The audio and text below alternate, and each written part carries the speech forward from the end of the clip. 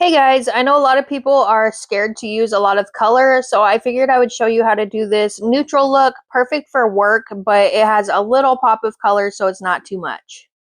For the neutrals, I'm going to be using the Profusion Moonstone palette, and since there's no green, I'm going to go ahead and use the Mikayla Part 2 palette for the green.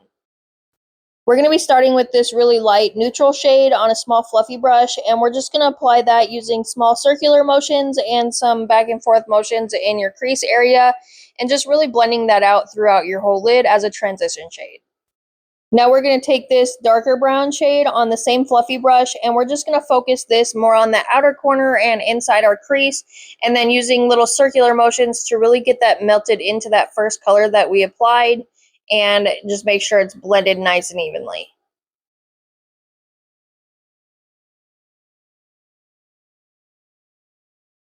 After that's blended out, we're going to take some concealer on a flat rounded brush. I'm using the Tarte Shape Tape concealer, but any concealer will work. Just make sure you apply enough to your brush. We're going to carve out our own crease by going up above your actual crease with this and just really shaping it and getting that round, even look. And you want to look forward every now and then just to make sure that when your eyes are looking straight forward, you can see that full line that we just created. And if you can't, don't be afraid to just bring it up a little bit more until you get that full shape showing as you're looking straight forward.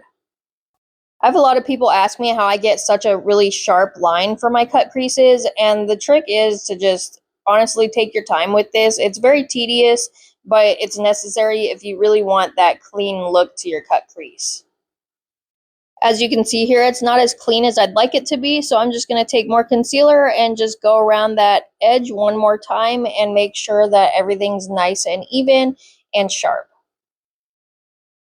Once you finish carving it out, then we're going to take the rest of that concealer and just really fill that in and get everything nice and even so you have a nice base to work with. I like to take my finger and just tap out that edge so you don't have any harsh lines when you go to apply the rest of your eyeshadow on top of it. Next, we're going to take this really light shade on a small rounded flat brush, and we're going to apply this to the very top of that curve that we created with the concealer and get as close to the edge as possible.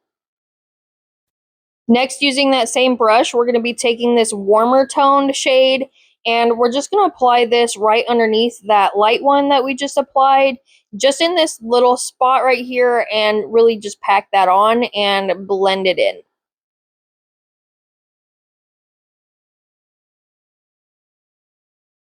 For the green shimmer, we're going to start with our finger and then move on to a brush, but we want to start by tapping it on at first, almost to the outer corner, but not quite, and then also tapping it into those first two colors that we applied kind of at an angle. Now we're going to switch to this flat rounded brush. This is going to help us get even closer to that top edge of the crease, just to really fill that in and keep it nice and even and clean looking without using our finger where it can possibly just overlap and not look as clean. But we're going to be using some tapping motions and tapping it into the darker brown towards the outer corner, and then tapping it also into those first two colors just to kind of blend everything together. Here I'm just going to be tapping everything together and making sure it's all blended nice and evenly. If you're wondering why I started with my finger to apply the green shimmer, it's because usually with shimmers, your finger works best to get them nice and pigmented. So that's why I went in with my finger first. But now we're going to be taking that fluffy brush that we used for that dark brown and just kind of blending that dark brown into the green and making sure everything's blended nice and evenly.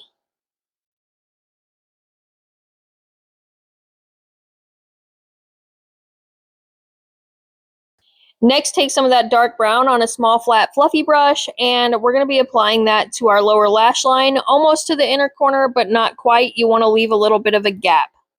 Now with another small fluffy brush, we're going to be taking that warm tone we used on the top and filling in that little gap that you left in your inner corner, and then blending it into that darker brown on your lower lash line. Next, on a small rounded fluffy brush, we're going to take this light shimmer and use that as an inner corner highlight. We're just going to tap it onto the inner corner and go in little circular motions and then blend it up into those top shades, and then also bring it down into the corner of your lower lash line.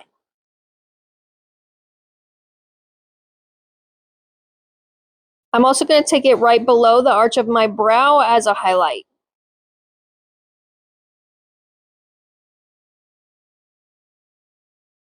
Now we're going to take a black eyeliner pencil and fill in our lower waterline. I'm going to also tightline as well and then curl my eyelashes. I like to use a felt tipped eyeliner pen and keep this as close to my eyelashes as possible, just enough to create a very thin line so that when I apply my falsies, they blend in nicely.